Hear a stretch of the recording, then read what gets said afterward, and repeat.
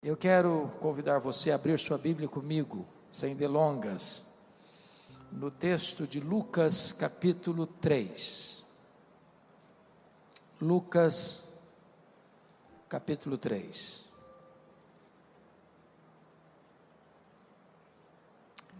E vamos ler do verso 1 ao verso 20.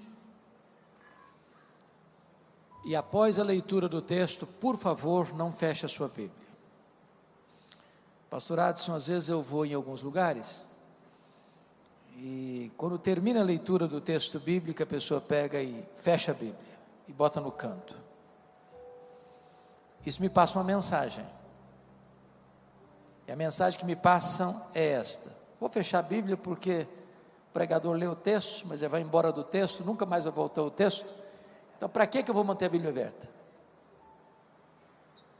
Deus não tem nenhum compromisso com a palavra do pregador. Deus tem compromisso com a sua palavra. Então, como já ouvimos aqui, o que importa é a Bíblia. Então, com a Bíblia aberta, vamos ler Lucas capítulo 3. No 15º ano do reinado de Tibério César, sendo Pôncio Pilatos governador da Judéia, Herodes tetrarca da Galileia, seu irmão Filipe tetrarca da região da Itureia e Traconites, e Lisânias tetrarca de Abilene, sendo sumos sacerdotes Anás e Caifás, veio a palavra de Deus a João, filho de Zacarias, no deserto. Ele percorreu toda a circunvizinhança do Jordão, pregando o batismo de arrependimento para a remissão de pecados, conforme está escrito no livro das palavras do profeta Isaías: voz do que clama no deserto, preparai o caminho do Senhor, endireitai as suas veredas, todo o vale será aterrado e nivelados todos os montes e outeiros, os caminhos tortuosos serão retificados e os escabrosos aplanados, e toda a carne verá a salvação de Deus. Dizia ele, pois, às multidões que saíam para serem batizadas: raça de víboras, quem vos induziu a fugir da ira vindoura? Produzi, pois, frutos dignos do arrependimento, e não comeceis a dizer entre vós mesmos: temos por pai Abraão.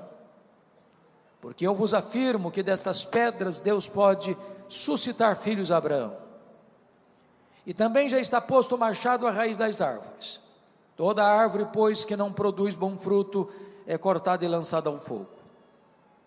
Então as multidões o interrogavam, dizendo: que havemos de fazer? Respondeu-lhes: quem tiver 2 túnicas, reparta com quem não tem, e quem tiver comida, faça o mesmo. Foram também publicanos para serem batizados e perguntaram-lhe: mestre, que havemos de fazer? Respondeu-lhes: não cobreis mais do que o estipulado. Também soldados lhe perguntaram: e nós, que faremos? E ele lhes disse: a ninguém maltrateis, não deis denúncia falsa, e contentai-vos com o vosso soldo. Estando o povo na expectativa e discorrendo todos no seu íntimo a respeito de João, se não seria ele porventura o próprio Cristo, disse João a todos: eu na verdade vos batizo com água, mas vem o que é mais poderoso do que eu, do qual não sou digno de desatar-lhe as correias das sandálias. Ele vos batizará com o Espírito Santo e com fogo. A sua pá ele a tem na mão para limpar completamente a sua eira e recolher o trigo no seu celeiro, porém queimará a palha em fogo inextinguível. Assim, pois, com muitas outras exortações, anunciava o evangelho ao povo.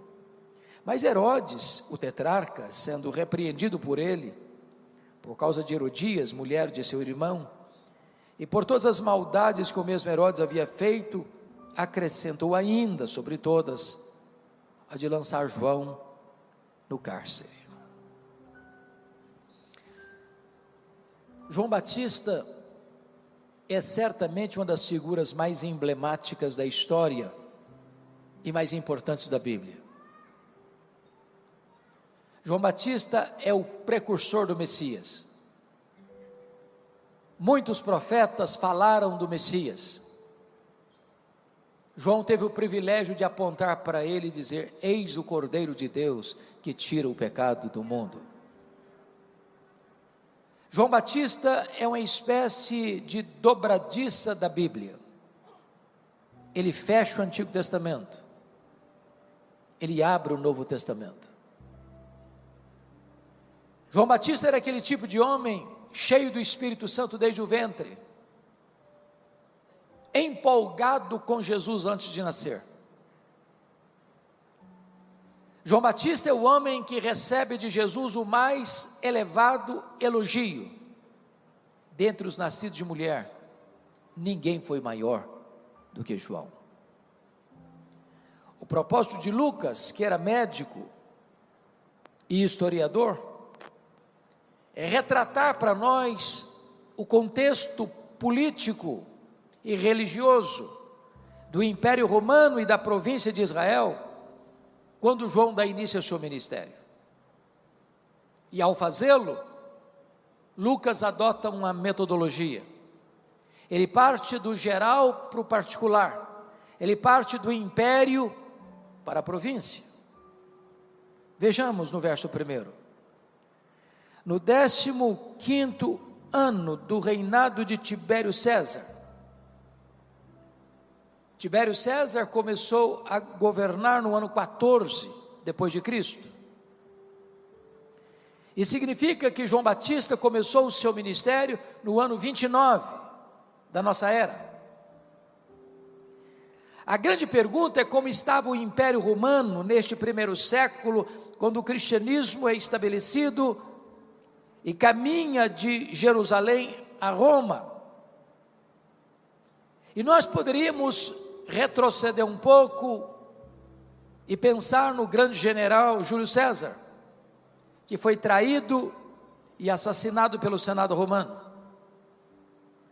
Poderíamos trazer à memória César Augusto, que governou do ano 27 ao ano 14 depois de Cristo, o imperador que governava o mundo quando Jesus nasceu,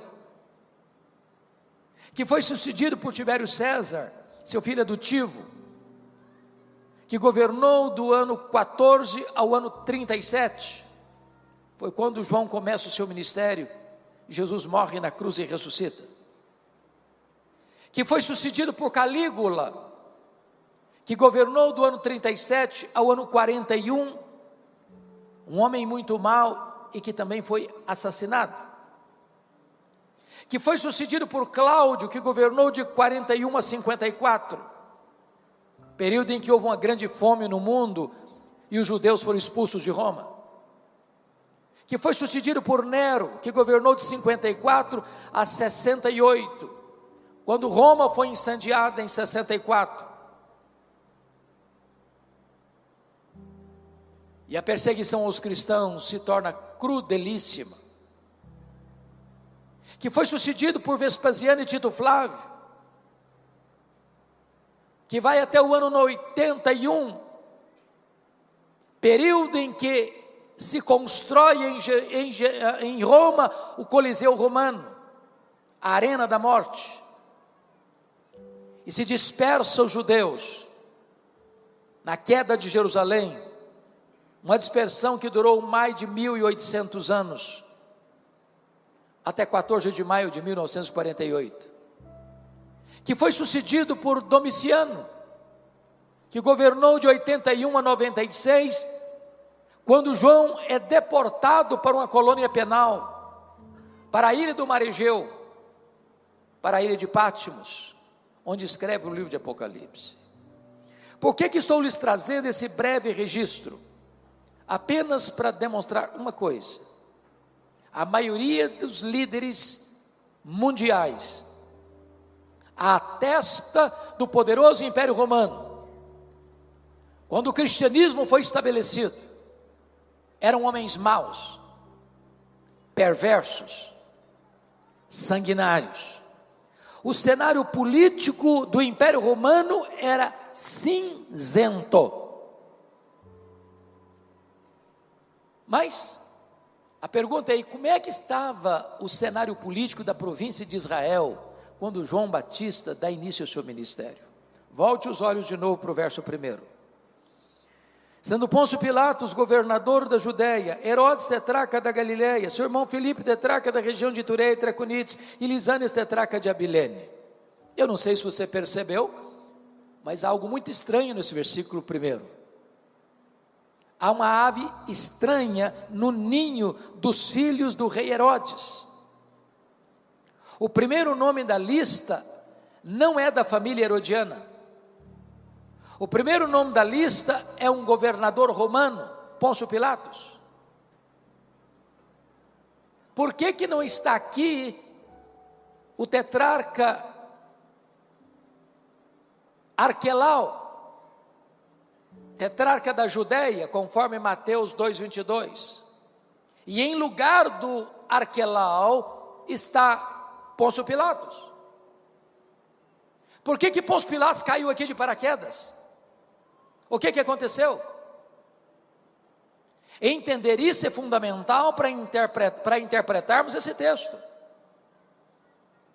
E eu preciso da sua paciência e da sua atenção, porque gostaria de trazer uma breve explicação por que tem Pôncio Pilatos aqui e não o tetrarca Arquelau, tetrarca da Judéia.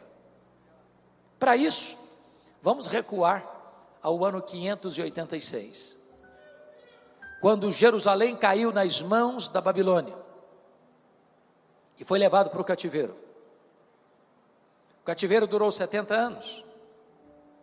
Quando Israel retorna à sua terra, depois de 70 anos de cativeiro, quem governa o mundo não é mais a Babilônia, é um outro império, o Império Medo-Persa, que caiu nas mãos de um outro império, o Império Greco-Macedônio, Filipe da Macedônia, Alexandre o Grande, que espalha a cultura grega, a cultura helênica, que espalha uma língua universal, o grego. Com a morte de Alexandre o Grande, precocemente, não tendo ele herdeiro para o trono, o seu vasto império foi dividido entre 4 generais. Israel, o que nos interessa aqui, ficou ora sob o comando dos Ptolomeus do Egito, ora sob o comando dos Seleucidas da Síria. Foi nesse interregno que se faz a tradução do Velho Testamento para o grego, versão que vocês conhecem como Septuaginta.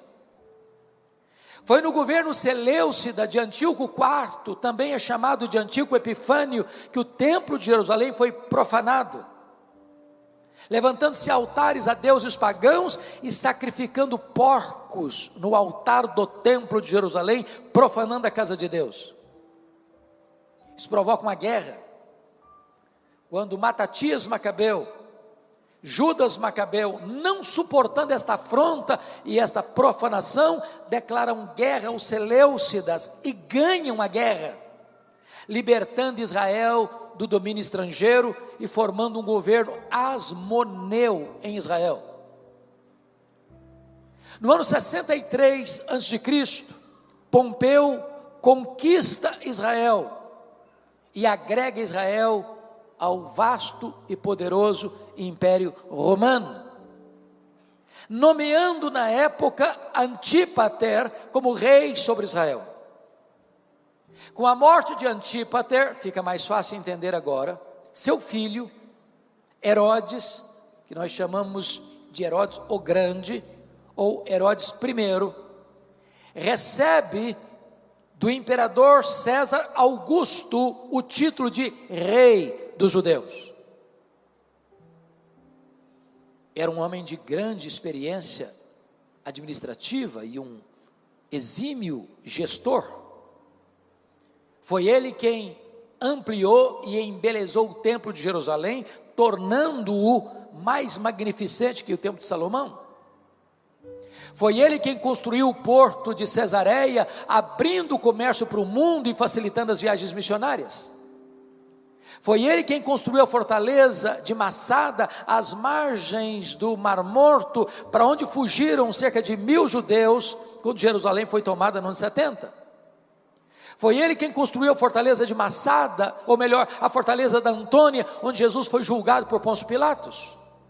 Porém, esse homem tinha um grande problema. Ele tinha muito medo de perder o poder. Ele era um homem radicalmente violento. Para vocês terem uma ideia, logo que ele assumiu o governo, ele mandou matar mais da metade do sinédrio judaico, que era composto de 71 membros, para dizer: aqui quem manda sou eu. Ele casou-se 9 vezes. A sua chamada esposa preferida, Mariana, da nobreza, logo que ele se casa, a sua sogra, Dona Alexandra, pediu para ele nomear um jovem de 17 anos, Aristóbulo, como sumo sacerdote em Jerusalém, porque o sacerdócio já estava corrompido, e era o cargo mais alto da religião judaica, comprado a peso de ouro. Ele nomeou o menino de 17 anos. O menino foi bem, curiosamente, com ciúmes, mandou matá-lo. A sua sogra, com medo dele, fugiu para o Egito, sob as asas de Cleópatra, e ele manda os seus emissários no Egito e mata a sua sogra. Isso levou o imperador César Augusto a convocar a Roma para lhe dar uma descompostura e afirmou: é melhor ser filho de um porco do que ser filho de Herodes. Antes de viajar para Roma, com medo de que Mariana, cuja família estava sendo assassinada por ele, se rebelasse contra ele, na sua ausência, mata sua mulher preferida antes de viajar. Quando ele retorna de Roma, ele manda 2 filhos para lá para estudarem, e a sua irmã Salomé, do mesmo estofo moral dele, disse assim: quando os seus filhos voltarem de Roma, estarão mais aptos para governar do que você. Ele não titubeou, estrangulou os 2 filhos. Quando ele estava para morrer na instância de Jericó, ele fez a sua irmã Salomé jurar para ele que no dia da sua morte, ela mandaria matar pelo menos um membro de cada família nobre de Israel, porque queria ter sangue e lágrimas no seu funeral. Por que estou lhes dizendo isso? Por 2 razões. Primeiro, porque durante anos, eu confesso isso, pastor Adson, eu não entendia um texto da Bíblia, não entendia Mateus capítulo 2, porque está escrito lá, que vieram uns magos do Oriente, e chegaram em Jerusalém, e fizeram uma pergunta: onde está o recém-nascido rei dos judeus? Vimos a sua estrela no Oriente, e viemos para adorá-lo. E diz o texto, que com isso Herodes se alarmou, e com ele toda a cidade de Jerusalém. Uai, como um rei se alarma com uma simples pergunta dessa? Como é que uma cidade inteira fica em pânico, só com uma pergunta dessa? É que Jerusalém sabia do que esse homem era capaz, sempre que na cabeça dele alguém se colocava no caminho dele, para concorrer o trono com ele. Foi por isso que ele mandou matar todas as crianças de Belém e arredores. Mas eu tenho uma boa notícia para lhes dar: os poderosos deste mundo também morrem. Só Jesus, o Rei dos Reis, jamais será apiado do poder. Com a morte dele, ele era rei sobre todo o território de Israel. O território de Israel é dividido em 4 partes. Nós chamamos isso de tetrarquia, ou governo de uma 4ª parte. A tetrarquia da Judéia foi dada a Arquelau, Mateus 2, 22. A tetrarquia da Galileia foi dada a Herodes, entenda-se aqui Herodes Antipas. A tetrarquia de Itureia e Traconites foi dada a Filipe. E a tetrarquia de Abilene foi dada a Lisânias. A pergunta é, por que o nome de Arquelau não está aqui? E por que no lugar do Arquelau está aqui Pôncio Pilatos? O problema é que o Arquelau foi tão mal, pior do que o próprio pai, que os judeus disseram para Roma assim: nós não aguentamos esse cara aqui, tira esse homem daqui, tira esse homem daqui. Preste atenção que Israel pertencia ao Império Romano, mas quem governava em Israel era a família Edomeia, era a família herodiana. Roma, mais do que depressa, aproveita o ensejo, arranca Arquelau do poder e bota o pé dentro de Jerusalém, nomeando um governador romano. Pilatos não é o primeiro, Pilatos é o quinto. Mas agora eu faço a pergunta: esse time aqui, Pôncio Pilatos, Herodes Antipas, Filipe e Lisânias, era gente boa? Era gente boa? Não, homens maus, violentos. Ou seja, se o cenário político do império estava sombrio, o cenário político da província estava pior ainda, quando João Batista deu início ao seu ministério. Mas talvez você pergunte, quem sabe a religião seja o porto seguro das pessoas numa crise política, do império e da província, no cenário internacional e no cenário nacional. Mas como é que estava a religião?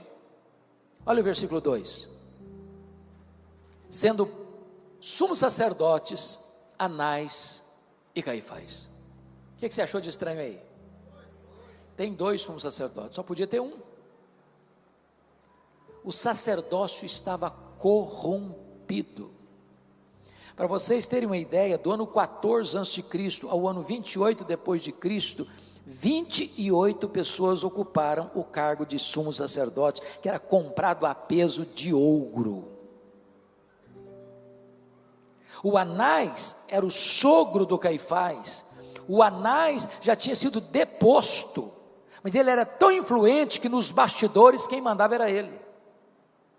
Na verdade, ele era o sumo sacerdote de fato, quando o genro dele era apenas o sumo sacerdote de direito. Tanto é verdade que quando Jesus foi preso e interrogado, quem vai interrogar Jesus não é Caifás, é Anás. Mas quem vai dar a canetada para enviá-lo ao governador é Caifás. Ou seja, a religião está corrompida também. E a pergunta que eu faço a vocês é essa: tem esperança num cenário desse?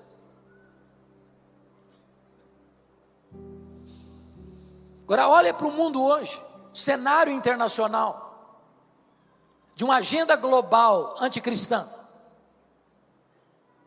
de ideologias que vão se aninhando jeitosamente, propositadamente, para destruir os valores cristãos e destruir os valores da família. E você pergunta, tem esperança num cenário desse? E você olha para o Brasil e vê a mesma agenda perversa nos 3 poderes constituídos. E você pergunta, tem esperança num cenário desse?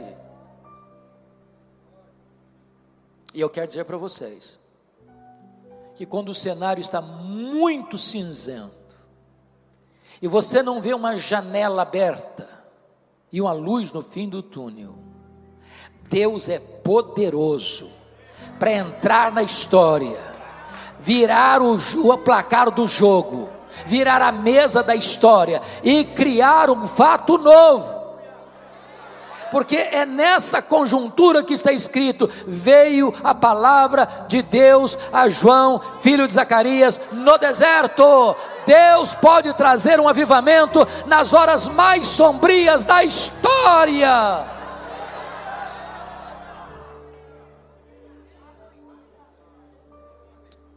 O que me impressiona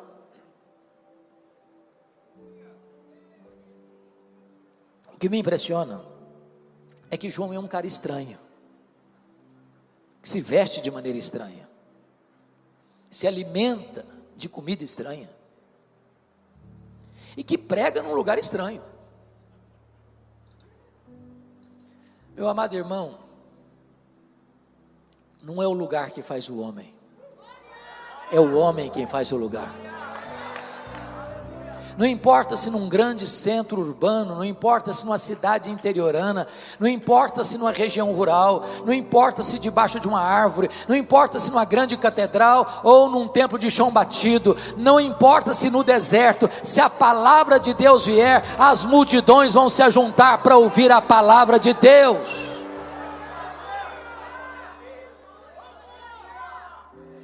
Agora observe comigo o verso 3, porque está escrito aí o seguinte: ele percorreu toda a circunvizinhança do Jordão. Isso não é uma informação, isso é uma agenda, isso é uma metodologia. Leia os profetas, leia João Batista, leia Jesus, leia os apóstolos, e todos eles pregaram lá fora, onde as pessoas estavam. Hoje nós queremos que as pessoas venham cá dentro, onde nós estamos. Eles gastaram as solas dos sapatos, nós gastamos o assento dos bancos. Eles tinham uma agenda centrífuga, nós queremos ter uma agenda centrípeta. Se nós quisermos impactar o mundo, nós teremos que ir lá fora, onde as pessoas estão. Agora notem, tem 400 anos que ninguém prega. De Malaquias a João Batista são 400 anos. Chamamos esse período de interbíblico ou de silêncio profético. Tem templo, tem música, tem festa, tem sacrifício, mas não tem palavra de Deus. Depois de 400 anos, a palavra de Deus veio a João. E alguém podia dizer para ele assim: ô João, esse povo não está acostumado com Bíblia, então vá devagar, pega leve, porque se você pregar uma mensagem muito forte, eles não vão aguentar. Só que João não era um profeta da conveniência. João não era um alfaiate do efêmero, João era o escultor do eterno. João não pregava para agradar seu auditório, João pregava para levá-los ao arrependimento. João não pregava para receber um tapinha nas costas depois do culto, ele pregava para confrontar as pessoas com a verdade. E o que ele prega? Batismo de arrependimento para remissão de pecados. Ou seja, a não ser que você mude a sua cabeça, a não ser que você mude o seu coração, a não ser que você mude a sua jornada e a sua vida, não há chance de perdão e salvação. Irmãos, em muitos púlpitos no Brasil, não se escuta mais mensagens sobre arrependimento. É autoajuda, é coaching, é passar a mão na cabeça, passar pano, é fazer cócegas na vaidade humana. O papel do pregador não é agradar os ouvintes, é levá-los ao arrependimento e à fé salvadora. Mas notem comigo, que depois de 400 anos que ninguém prega, esse homem se levanta para pregar. A pergunta é: de onde ele tirou essa mensagem? Ele é a fonte da mensagem? Ele é a origem da mensagem? Ele é o criador da mensagem? E o versículo de número 4 responde: conforme está escrito nas palavras do profeta Isaías. O pregador não é a fonte da mensagem, o pregador não cria a mensagem não é do pregador, o pregador é apenas um servo da mensagem, ele é um veículo da mensagem, a mensagem não é dele, a mensagem é de Deus. Deus não tem compromisso com a palavra do pregador, Deus tem compromisso com a sua palavra. A promessa de que não volta vazia não é a palavra do pregador, é a palavra de Deus. Então, quando você for pregar, abra a Bíblia e pregue a Bíblia.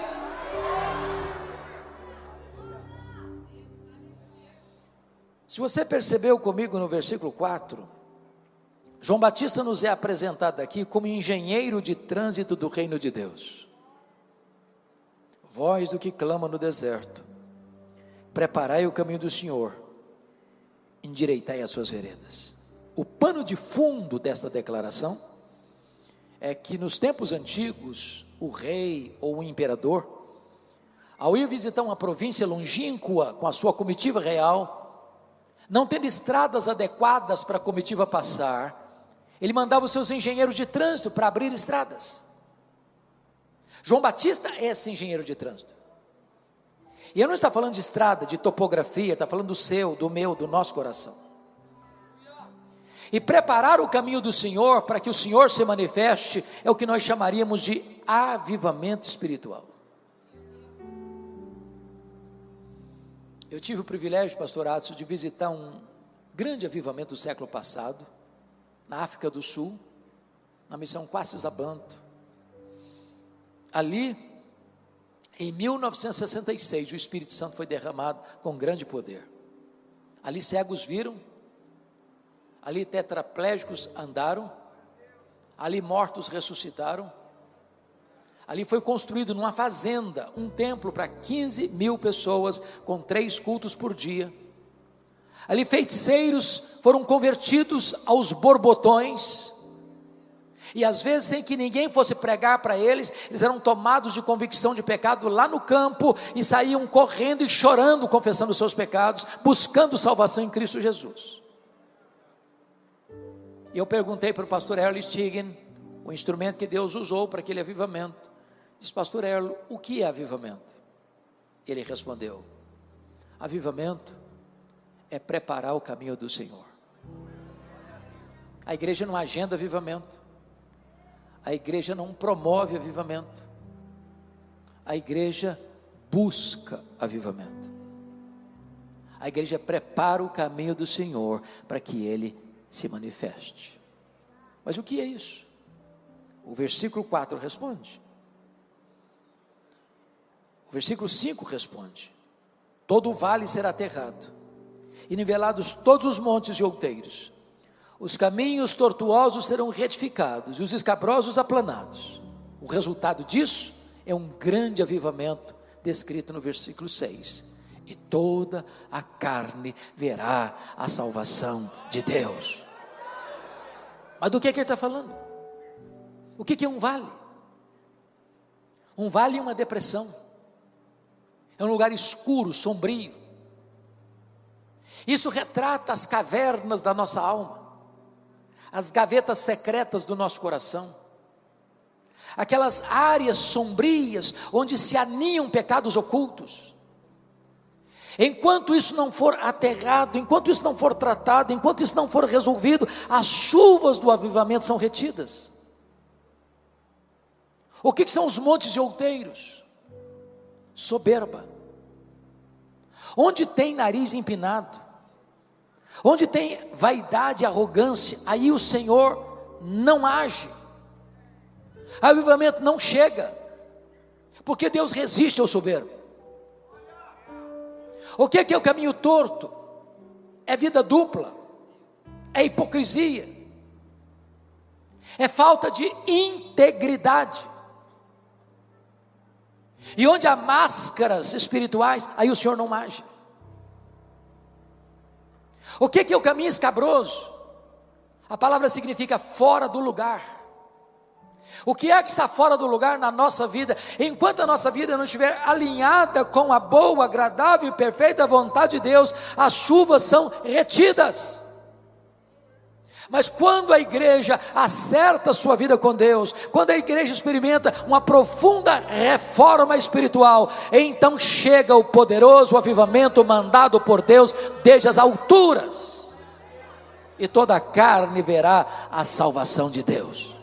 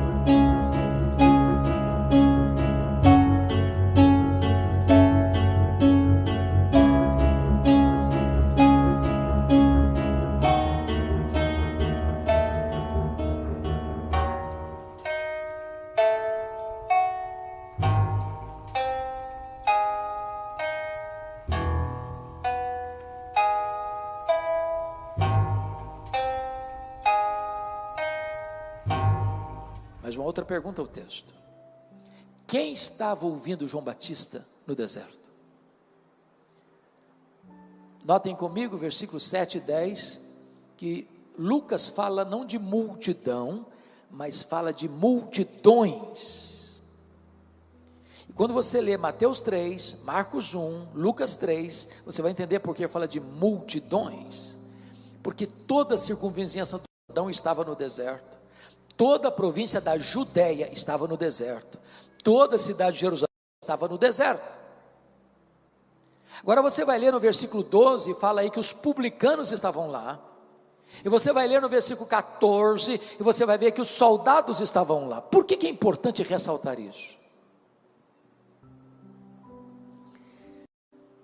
Há muitos estudantes de teologia, e nós estamos aqui diante de uma classe de acadêmicos de teologia, Brasil afora, que ao terminar um curso de bacharel, por exemplo, o sonho de muitos não é pastorear, é avançar para um mestrado, e depois aproveita o ensejo e já se matricula num doutorado. Para não perder o pulo, já fazem um pós-doc. E aí se tornam especialistas numa área, por exemplo, crescimento de igreja. Mas ele nunca plantou um ponto de pregação. Ele nunca começou um estudo bíblico num grupo familiar. Mas ele é especialista em crescimento de igreja. É um teórico. E muitos desses teóricos estão ensinando o seguinte: você quer plantar uma igreja relevante? Você tem que plantar uma igreja homogênea. E o que é isso? Por exemplo, alguns dizem, não, eu vou plantar uma igreja para alcançar a classe média alta da minha cidade, porque eu quero gente com dinheiro para investir no reino. O que vai fazer? Plantar uma igreja do lado de um condomínio de alto padrão.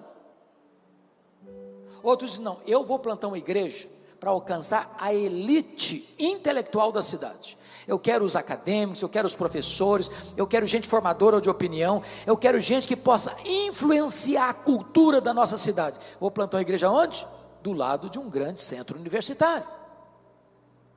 Outros dizem, não, eu vou fazer outra coisa, eu vou fazer uma opção pelos pobres, eu vou plantar uma igreja no bairro mais carente da minha cidade, porque a minha opção é pelos pobres. Quando eu leio a Bíblia, eu não vejo nada disso. Nada disso. Preste atenção nisso.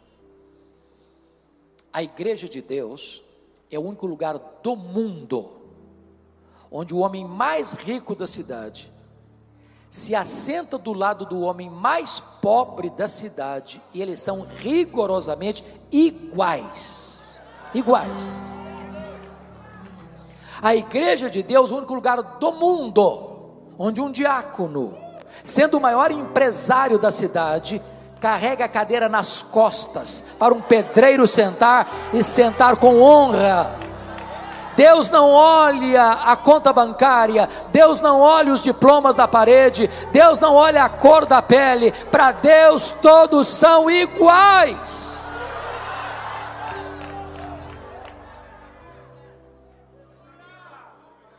Mas ainda podemos perguntar ao texto: quais foram as ênfases de João Batista nesta pregação de avivamento? Vejamos. Primeiro, João Batista alerta sobre o perigo mortal da hipocrisia. Olha o verso 7. Dizia ele, pois, às multidões que saíam para serem batizadas: raça de víboras! E eu fico escandalizado com João Batista. É muita acidez na voz, é uma mensagem muito tóxica, é muita indelicadeza com o auditório. Por favor, não façam isso na igreja.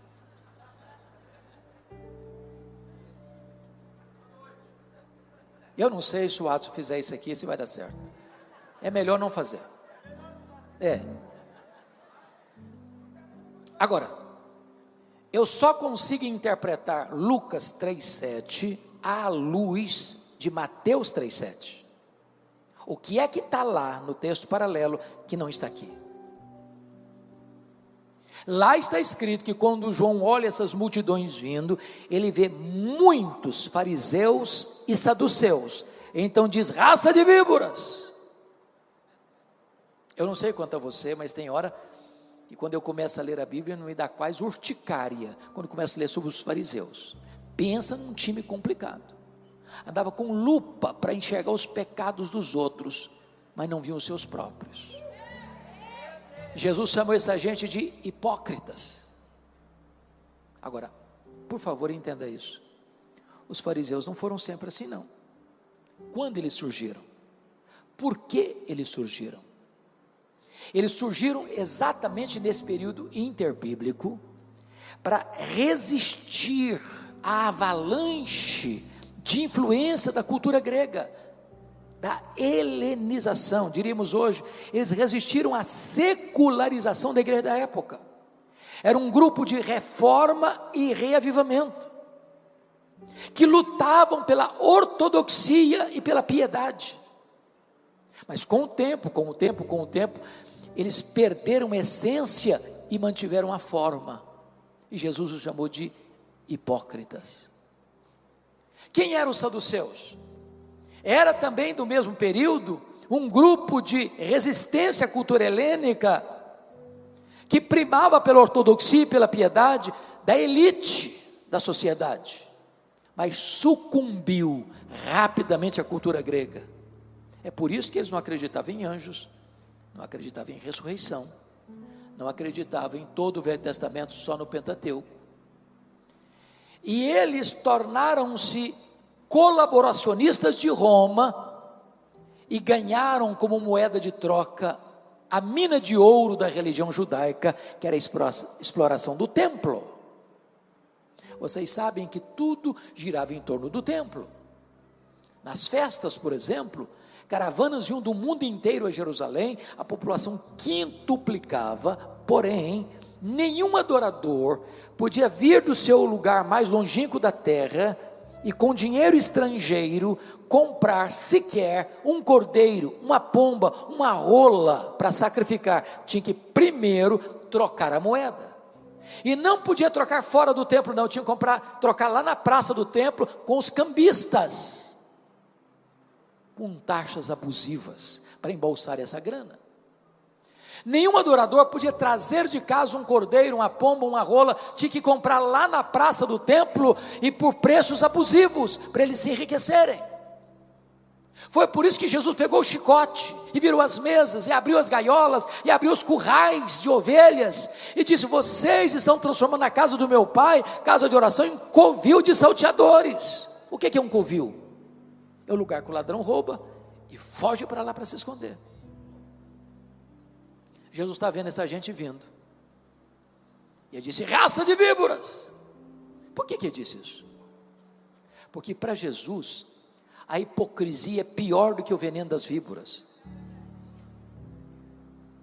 Porque o veneno das víboras, quem botou nelas foi Deus, mas a hipocrisia quem bota no coração é o diabo. Segundo lugar, João Batista alerta sobre o perigo real do inferno. Olha o versículo 7, a parte B. Quem vos induziu a fugir da ira vindoura? E eu fico chocado de novo com João Batista. Meus irmãos, tem 400 anos que ninguém prega, e o camarada se levanta para pregar o primeiro sermão e prega sobre inferno. Mas tem tanta coisa boa na Bíblia para pregar, o amor de Deus, a graça de Deus, a bondade de Deus, e o cara vai pregar sobre inferno. Eu posso até garantir a vocês que os pastores que estão aqui presentes são testemunhas disso. Você nunca vai ver um pregador pregar um sermão sobre o inferno e receber um tapinha nas costas na porta da igreja. Esse pastor, que sermãozaço que o senhor pregou hoje à noite. Estou indo para casa até mais leve. Dá ibope não. Mas é melhor ouvir sobre o inferno do que ir para o inferno. A terceira ênfase da pregação de João Batista, preste atenção nisso, ele alerta sobre o perigo do falso arrependimento. Olha o versículo 8: produzi, pois, frutos dignos do arrependimento. Não é arrependimento e novamente arrependimento, é arrependimento e frutos dignos de arrependimento. Por que é importante ressaltar isso? Porque floresce aqui em São Paulo, e Brasil afora, e mundo afora, uma falsa teologia, chamada de hipergraça, que diz para o pecador: venha como você está, e permaneça como você quiser. É a falsa graça que justifica o pecado e não o pecador. São as chamadas igrejas inclusivas, vale tudo. Mas isso não é graça, isso é desgraça, porque mantém as pessoas prisioneiras no pecado. A verdadeira graça de Deus liberta, transforma o caráter, transforma a vida, transforma o casamento, transforma a família, transforma a igreja, transforma a sociedade. Quarto lugar, a ênfase de uma pregação de avivamento, irmãos, alerta para o perigo da falsa confiança religiosa. Olha o versículo 8 ainda: e não comeceis a dizer entre vós mesmos, temos por pai a Abraão. Sabe o que está acontecendo aqui? O auditório de João Batista está dando carteirada nele. Estão dizendo: alto lá, pregador, você sabe com quem você está falando? Nós temos pedigree, nós somos filhos do Abraão, corre em nossas veias o sangue do patriarca. Que é isso? Pega leve com a gente. Mas os verdadeiros filhos de Abraão não são aqueles que têm o sangue de Abraão correndo em suas veias, mas aqueles que têm a fé de Abraão habitando em seu coração. Cuidado para que você não coloque a sua confiança numa base errada. Eu gosto muito de fazer perguntas, porque perguntas são diagnósticas. Às vezes eu pergunto: e aí, meu irmão, está firme na sua salvação em Jesus? Mas é claro, eu sou filho do pastor da igreja. Ué, e daí? E daí? Pode ser que filho de peixe seja peixinho, mas filho de crente não é crentinho não. Tem que nascer de novo, tem que nascer de cima, tem que nascer do alto, tem que nascer da água e do Espírito, tem que ser nova criatura. Às vezes eu faço essa pergunta e a resposta é mais assim, requintada um pouquinho. E aí, meu irmão, está firme na sua fé, na sua salvação? Claro, pastor, eu sou calvinista desde o berço, sou arminiano desde que nasci. Ué, mas você pode ser calvinista, você pode ser arminiano, mas não é isso que dá segurança para você não.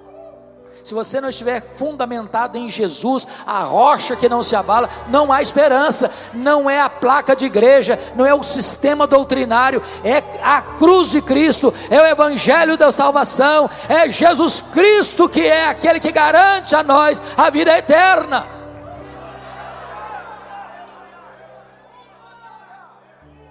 Mas em último lugar, a ênfase de João Batista num sermão de avivamento é mostrar o perigo, irmãos, de uma vida infrutífera. Olha o versículo 9: e também já está posto o machado à raiz das árvores. Toda árvore, pois, que não produz bom fruto, é cortada e lançada ao fogo. Sabe o que ele está dizendo?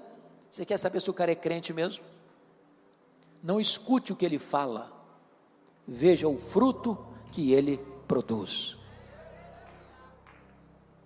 Bom, vamos avançando no texto e fazer outra pergunta. Esse tipo de pregação produz resultado? E a resposta está no texto. Vamos ver o primeiro resultado, versículo 10 e 11. Então as multidões o interrogavam dizendo: que havemos, pois, de fazer? Respondeu-lhes: quem tiver 2 túnicas, reparta com quem não tem. Quem tiver comida, faça o mesmo. 2 coisas a enfatizar aqui. Primeiro, em tempos de avivamento, irmãos, o apelo não parte do pregador para o auditório, parte do auditório para o pregador. Você quer saber se o cara é crente mesmo, à luz desse texto? Veja se ele é generoso.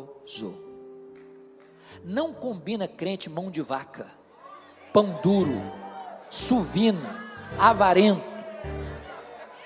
Crente tem o coração aberto, crente tem o bolso aberto, crente tem as mãos abertas, crente tem a casa aberta, crente é generoso. Agora preste atenção, generosidade não é arrependimento. Ninguém vai para o céu porque dá roupa e comida para as pessoas. Generosidade é uma evidência do verdadeiro arrependimento e não um substituto do verdadeiro arrependimento. Segundo resultado, confira comigo os versos 12 e 13. Agora o grupo é mais um pouquinho requintado, joga um pouco de confete em Jesus, e diz aqui que também foram os publicanos para serem batizados e perguntaram-lhe: mestre, isso é rasgação de seda. Mestre, que havemos de fazer? Os publicanos, irmãos, eram as pessoas mais odiadas de Israel. Eram os cobradores de impostos, que oprimiam o povo, saqueavam o povo. Eu estou falando agora de Receita Federal, estou falando do leão, está de olho em você. Roma naquela época não tinha todos os aparatos de recolhimento de tributos que se tem hoje. Então o que Roma fazia? Roma fazia uma concessão para que alguém recolhesse os impostos de uma determinada região, com o compromisso de repassar aos cofres de Roma um valor devido, mas Roma não estava nem aí se essa pessoa cobrava muito mais para embolsar o resto da grana. E era isso que os publicanos faziam. E eles estão lá perguntando para João: ô João, e nós vamos fazer o que com o seu sermão? João responde assim: não cobreis mais do que o estipulado. Você quer saber se o cara é crente mesmo? Veja se ele é honesto nos seus negócios, veja se ele não passa a perna nos outros, veja se ele não é desonesto nas suas transações comerciais, veja se o dinheiro que cai na sua conta bancária é dinheiro limpo. Eu tenho rodado, pastor Adson Belo, esse país com você também. E eu acho que a igreja evangélica brasileira precisa de um choque ético. Tem muito crente enrolado. Tem muito crente mal pagador. Tem muito crente que dá cheque sem fundo. Tem muito crente que assume dívidas sabendo que não vai pagar. Tem muito crente que entra em esquemas de exploração e de corrupção, dando propina, recebendo propina para ganhar mais dinheiro. O evangelho transforma o caráter, a vida, as transações comerciais. O verdadeiro evangelho muda os parlamentares de Brasília, chamados de evangélicos. O verdadeiro evangelho muda a tessitura social. Porque olhem comigo o versículo 18, que o João Batista está pregando é o evangelho. Vamos ver a terceira resposta? Olha o versículo 14 comigo. Também soldados lhe perguntaram: e nós, que faremos? E ele disse: a ninguém maltrateis, não deis denúncia falsa, contentai-vos com o vosso soldo, com o vosso salário. Do que ele está falando?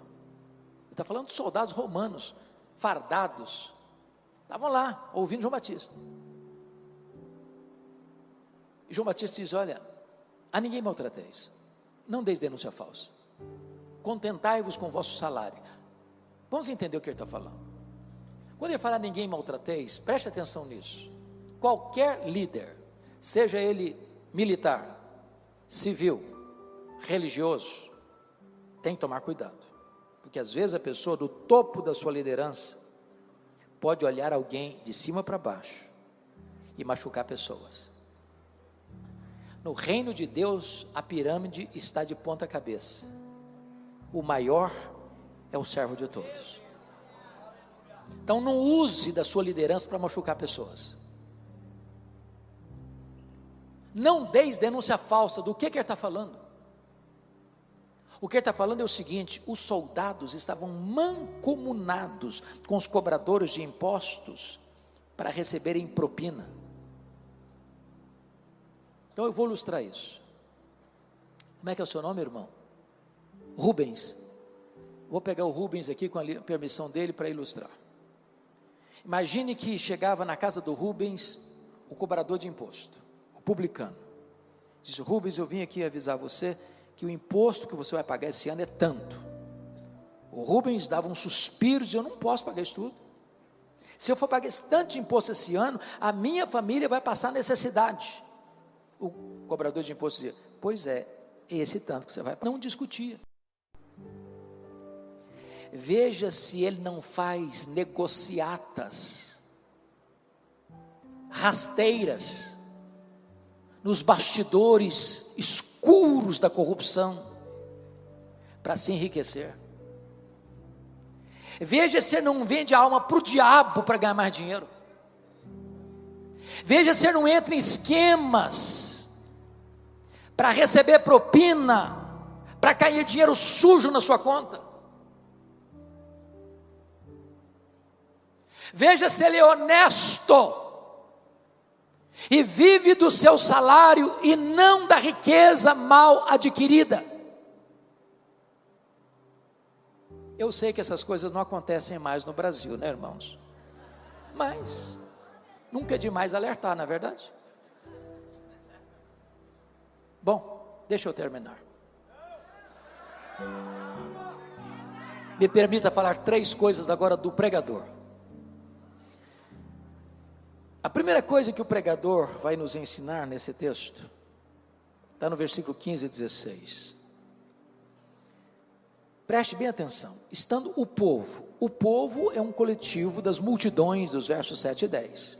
O povo, estando o povo na expectativa e discorrendo todos, não alguns, não a maioria, discorrendo todos, no seu íntimo a respeito de João, se não seria ele porventura o próprio Cristo, disse João a quem? A todos: eu na verdade vos batizo com água, mas venho que é mais poderoso do que eu, do qual não sou digno de desatar-lhe as correias das sandálias, ele vos batizará com o Espírito Santo e com fogo. Primeira coisa que eu quero destacar é que o pregador precisa conhecer a sua identidade. Vamos entender isso aqui. Meus irmãos, tem 400 anos que ninguém prega. Aí João Batista começa a pregar no deserto e as multidões vão para lá, vão para lá, vão para lá. E ele se autodenomina como voz do que clama no deserto: preparai o caminho do Senhor. De repente, toda a multidão, todo o povo, sem exceção, começa a pensar, começa a cogitar, e começa a entender uma coisa. Vocês querem saber de uma coisa? Esse João aí não é precursor do Messias, é coisa nenhuma. Ele é o próprio Messias, é ele mesmo, não pode ser outro, é ele.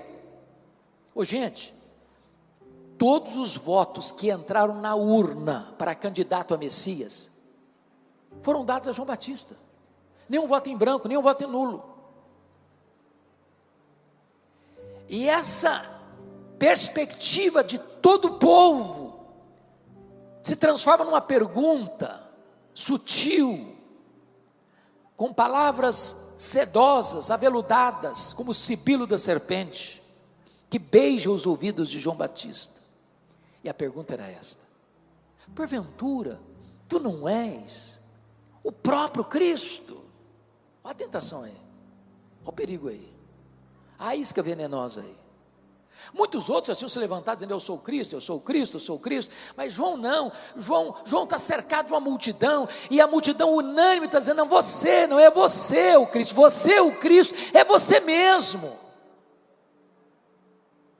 Se João tivesse engolido aquela isca venenosa, ele podia dar uma coçada na cabeça: bom, quer dizer, pensando bem, eu acho que eu sou um fenômeno. Tem 400 anos que nunca ninguém juntou tanta gente, mas ele não engoliu a isca venenosa, não. Ele foi categórico: não, eu não sou o Messias, eu vim preparar o caminho do Messias. Eu não sou o verbo, eu sou apenas uma voz que clama no deserto. Eu não sou a luz, eu aponto para Jesus e digo: este é a verdadeira luz que vindo ao mundo e ilumina todo homem. Eu não sou o Cordeiro, eu aponto para Jesus e digo: este é o Cordeiro de Deus que tira o pecado do mundo. Eu não sou o noivo, eu sou apenas um amigo do noivo. Eu batizo com água, mas aquele que vem depois de mim é mais poderoso que eu, e ele vos batizará com o Espírito Santo e com fogo. Eu não sou sequer digno de me curvar, desatar as correias das suas sandálias. Eu tenho um lema de vida: convém que ele cresça e que eu diminua.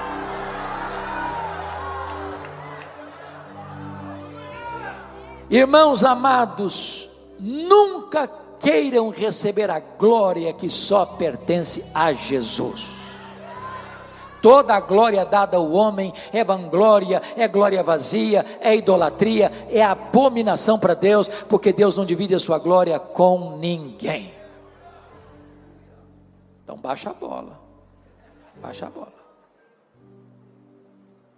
A segunda coisa que o pregador retrata aqui para nós é que ele tem consciência plena da sua limitação. Nós estamos diante de um púlpito que tem sido uma cátedra de ensino. Por aqui já passaram mestres, doutores, pregadores. Aqui tem um pastor que é um estudioso das Escrituras, e muitos outros vão de passar por aqui. Muitos de vocês já pregaram e muitos de vocês já ouviram grandes pregadores, mas todo pregador, todo, sem exceção, é rigorosamente limitado. Eis que diz o versículo 16: eu batizo com água, mas aquele que vem depois de mim é mais poderoso do que eu. Ele vos batizará com o Espírito Santo e com fogo. Sabe o que ele está dizendo? Meus irmãos, não importa o pregador, nós só conseguimos falar aos ouvidos. Só o Espírito Santo consegue falar ao coração. Não importa a forma que um pastor batiza, se por imersão, se por efusão, ou se por aspersão, o pregador só pode lidar com o símbolo, com a água. Só Jesus pode batizar com o Espírito Santo e com fogo. O pastor pode pegar os elementos da ceia, o pão e o vinho, e reparti-los, mas nenhum pregador tem poder de tornar esses símbolos eficazes no coração dos crentes. O pregador é limitado. Baixa a bola, baixa a bola. Finalmente, terceiro e último lugar, o pregador é corajoso. Veja comigo os versos 19 e 20. Mas Herodes o tetrarca, sendo repreendido por ele, por causa de Herodias, mulher de seu irmão, e por todas as maldades que o mesmo Herodes havia feito, acrescentou ainda sobre todas a de lançar João no cárcere. Vamos entender isso aqui. Eu disse a vocês lá no começo que Herodes, o grande, pai de Herodes Antipas, tinha se casado 9 vezes, formando uma família disfuncional. Dos muitos filhos que teve, ao morrer, 4 deles receberam poder político. Arquelau, tetrarca da Judéia; Herodes Antipas, tetrarca da Galiléia; Filipe, tetrarca de Itureia e Traconites; e Lisânias, tetrarca de Abilene. Mas ele teve muitos outros filhos. Dentre eles, Filipe primeiro, porque esse Filipe aqui é o segundo, morava em Roma, casado com Herodias.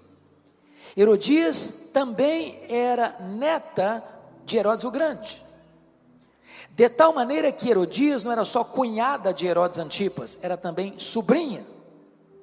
O pecado de Herodes não foi só de adultério, foi também de incesto.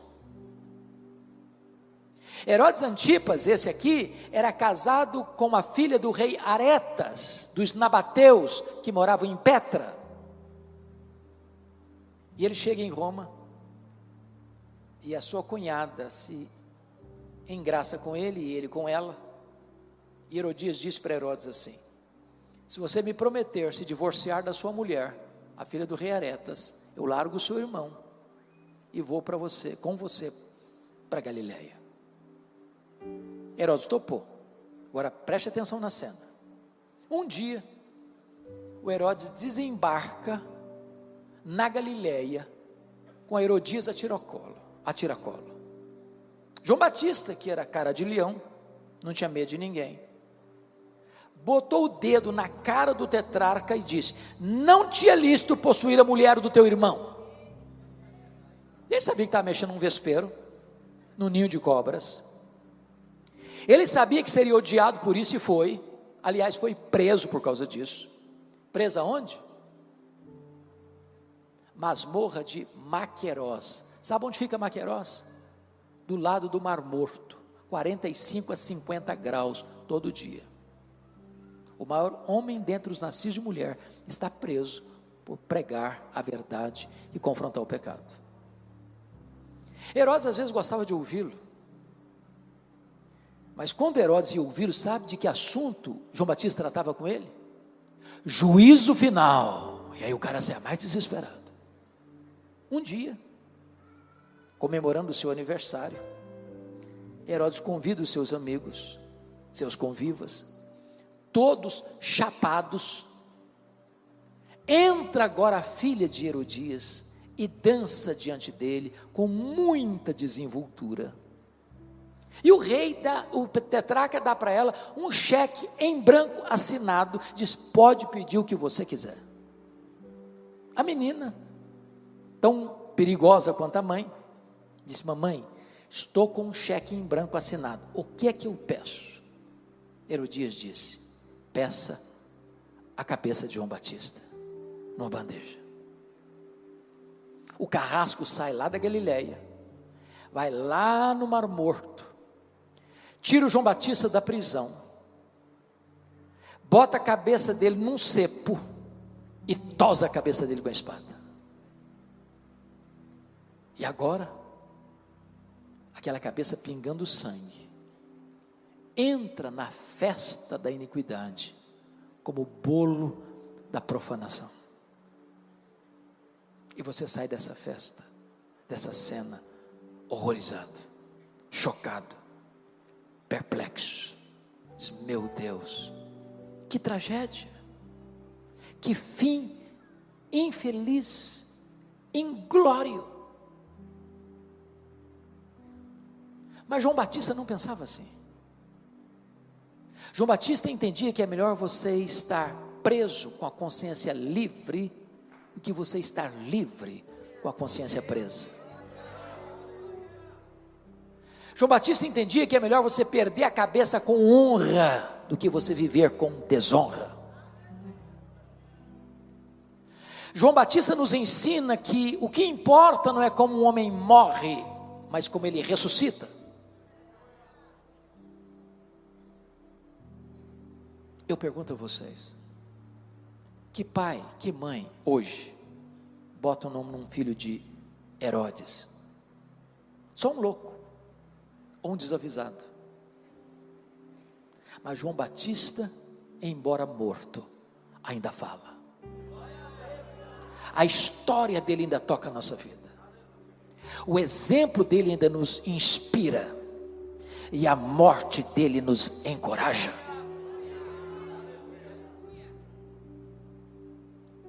Eu não sei quanto a vocês, mas eu acho que nós estamos chegando num tempo muito complicado da história. Não tem espaço mais para crentes covardes.